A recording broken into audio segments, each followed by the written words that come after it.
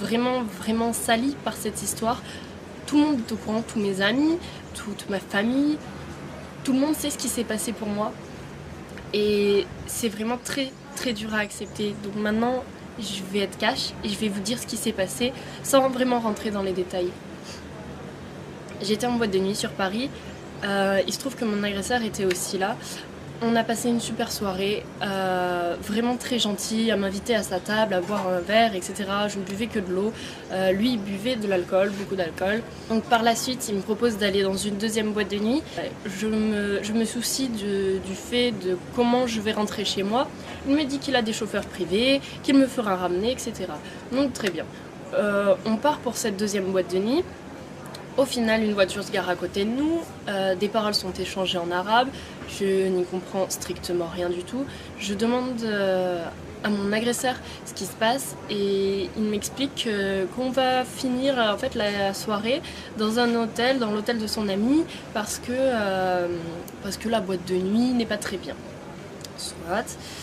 Étant déjà dans le taxi, envie de continuer à m'amuser avec cette personne, envie de découvrir vraiment qui c'est, etc. J'accepte le fait d'aller dans cet hôtel. Donc on arrive à l'hôtel, nous sommes 4 personnes, une fille, un homme, mon agresseur et moi. Donc dans cet hôtel, nous continuons à faire la fête, à s'amuser, à rigoler, à regarder des vidéos. On a dû quitter la chambre d'hôtel en fait parce qu'on faisait du bruit et il nous a dit oui, dans ma chambre d'hôtel on peut y aller, on peut faire du bruit, j'ai tout l'étage, personne nous entendra, alors on peut continuer là-bas. Donc très bien, on décide de tous aller là-bas.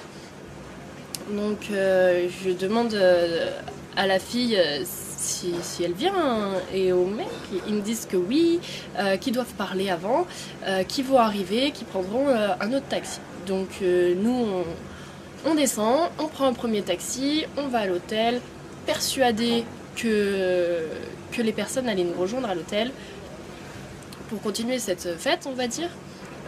J'y vais sereinement. Donc une fois dans la chambre, on met de la musique, on continue à danser, à faire la fête et on était proches et à un moment on s'est tous les deux embrassés en fait. Et il a voulu me rembrasser et j'ai tourné la tête et ça lui a pas plu. Je me suis fait frapper d'un coup et je n'ai pas vraiment compris ce qui se passait sur le moment parce que dans ma tête tout était beau et tout se passait bien. J'ai voulu me défendre et cette personne m'a refrappé. Je n'arrivais rien à faire, rien du tout. Il était vraiment trop fort pour moi, sur moi, à me frapper. Et cette personne a fini par me violer.